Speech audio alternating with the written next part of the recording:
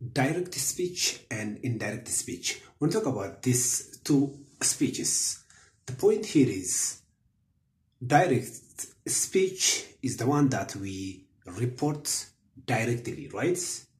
That means quoting someone's speech as it is without changing the facts, without changing the words that the speaker practically used, right?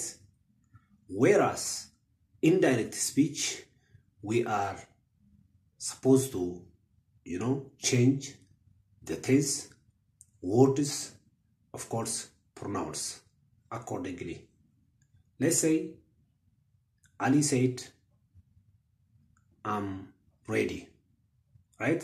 So what he has said, I have to quote directly what Ali said. This is direct speech. Whereas in direct speech, Ali said that I was